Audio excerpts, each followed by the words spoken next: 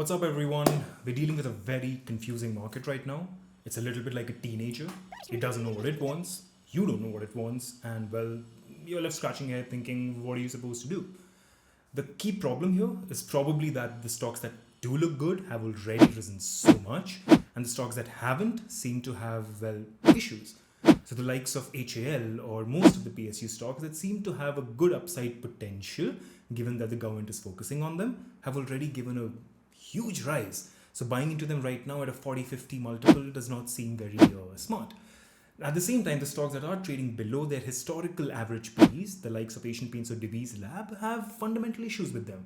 Asian Paints has Grasim coming in as a competitor. Divi's Lab, on the other hand, has not managed to manage its costs or even bifurcated its revenues in a way that can offset what has happened in the whole API market over the last couple of years. So there are good stocks with a history, but we find it tough to buy into them. At the same time, mid-cap and small-cap stocks obviously are seeing a rundown, given that Amphi also believes that there's a froth in them. There was a report recently that asked Amphi sent to mutual funds, the biggest funds in the country, asking them to reduce exposure to the mid-cap and small-cap space in case there is a downturn, which looks highly likely, and then people can, well, fall into a vicious circle. So mid-caps and small-caps, even the institutions believe, are frothy. Large caps have this bifurcation of sorts, where there are some that have done so well and some that are just not doing well. So what do we buy into, right? Well, what I would do here and what I am doing here is buying into stocks that are in a fear stage, so to say. So the likes of Asian Paints, yes, Grasim is coming as a competitor, but well, it's Asian Paints. They've been around for long enough and I have a very close stop loss. So if the stock corrects by 10%, I can always pull out of it, while I have a 30% upside to look at. Divi's Lab, similarly, huge upside potential, very small downside potential, because there seems to be a strong support.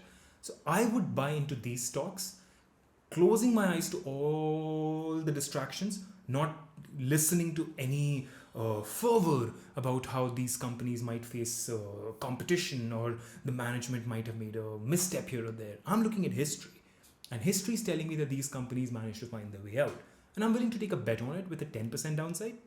Seems fair enough to me.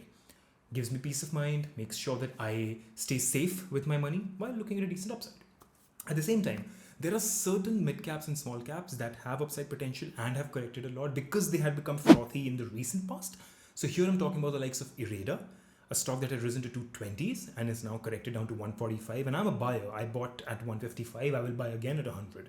It's a company with a very good long-term potential and has corrected from its highs where it had gone with high volumes, and now the volumes have reduced a lot.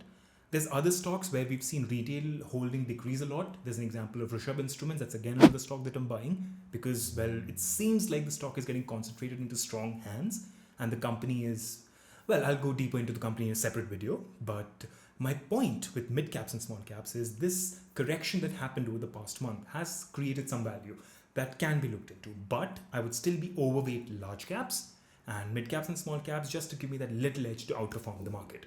So don't overcomplicate it. This is like a googly, right? You might think it's a leg spinner. You might wonder if it's a doosra and it's an off spinner. It's just going to come straight. Just bat straight. Straight bat, defend it, take your singles, and you're fine. That's what I would do. But, well, I'm not a SEBI registered advisor, so please do your due diligence before you invest. This is just me sharing what I would do. Thank you, and see you next time.